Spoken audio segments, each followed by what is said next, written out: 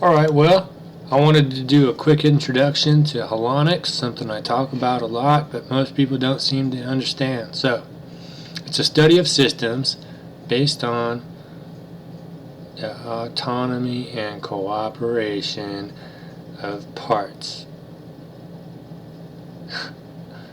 Pretty simple, I would think. Well, let's break it down. See, you got parts, and they are autonomous.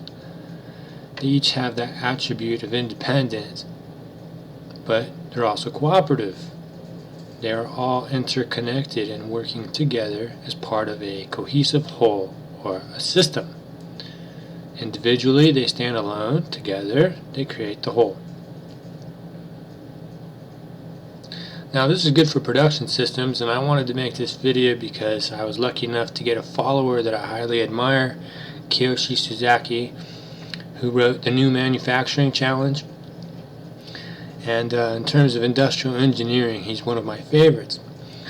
But what you see from a lot of these high-level engineering type minds today, they're communicating a lot of advanced ideas about complex systems like Stuart Kauffman or Peter Senge.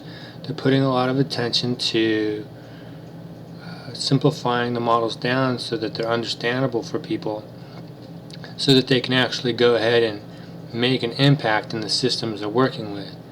Well, that's one of the benefits of Holonics. So it's good for production systems. It's also good for computer systems, whether you're talking about software development or website design. It even applies to data and intelligent systems. You hear about IBM talking about let's make a smarter planet.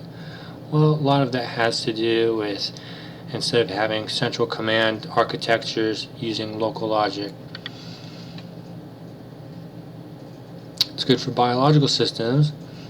That's one of the great things. Holonics is a formal field of study if you want, but it draws influences from everything from artificial intelligence to real-world natural systems. So you can use the same concepts that go behind making a cell into a tissue, into an organ, into an organism. You can use the same type of ideology there, where you're talking about the little parts that make up the system and how they each kind of operate on their own little rules to form a cohesive whole. And then you look at the patterns and you see, well, this broader complex pattern is actually derived of principles that you can kind of see in the individual parts all the way to the complete system. Well, it may be boring to some people. You might have to be a bit of a geek to like it, but it's something that you cover in school 2 different ways.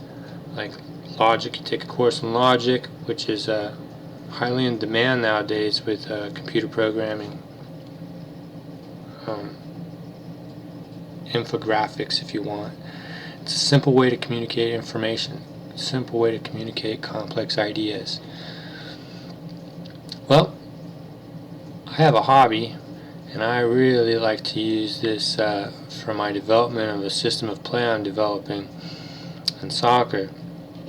And so it makes it easy for me to talk about what I'm into, because I'm trying to develop something that is going to be practical, applied for anyone.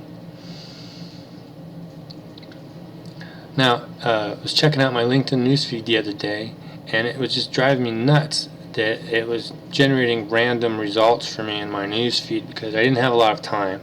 I just wanted to go through, and I tell you what, I can scroll through the whole thing in my newsfeed for the last 2 weeks or whatever since I visited the site. But they were throwing random generation at me, and that has to do with some thinking behind the people developing the product. I disagree with it. I talk about Holonics a lot from a position of marketing. In fact, a lot of times what I'll do is I won't even mention Holonics. I'll just go ahead and I'll explain my point. I like to use niche marketing as an example because that's something that a lot of people think that, well, you can use the web to better accomplish. Well, if you target your niche, sometimes you actually cut yourself off from the people that aren't aware they're interested in what you're into. So you might not break through, especially when a lot of niche markets are becoming increasingly saturated. There's usually somebody better at it to you. People have usually found a home for their interests. So is it better to market to the niche? Maybe you'd like to introduce your niche out to the rest of the world, right? People that aren't aware that they're into your niche, you're turning them on to it.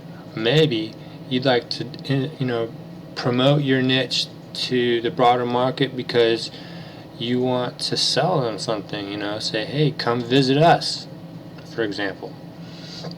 So a lot of this has to do with your point of view. A lot of times you're looking at it from your own point of view too much, when you should look at the broader system to get a better picture of what the opportunities are. You can canvas the opportunities that way, and this is important in a dynamic of competition. So look, standard soccer, what you see is a lot of people passing the ball around from side to side. I call that non-value added activity personally. And most of the time what you see happens is, well, the other team gets the ball. It's pretty common. Just watch any soccer game. That's usually what you're going to see. And this is what your coaches teach you from the very beginning. I say put on a move. Let's see some one versus one, Pull Michael Jordan out. Beat the guy. Take the risk.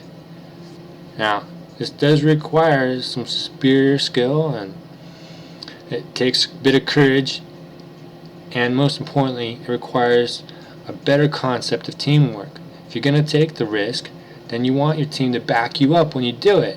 So a lot of that has to be established before you go ahead and take the risk, usually.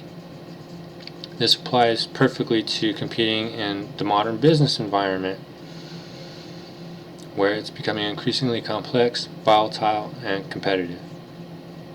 Well, that's me, presented by Nascent Dynamics, Modern Business for the Modern Environment. I just wanted to see if I could do this, so I did. Feel free to contact me if you're interested, Anthony Reardon at nascentdynamics.com. Thanks!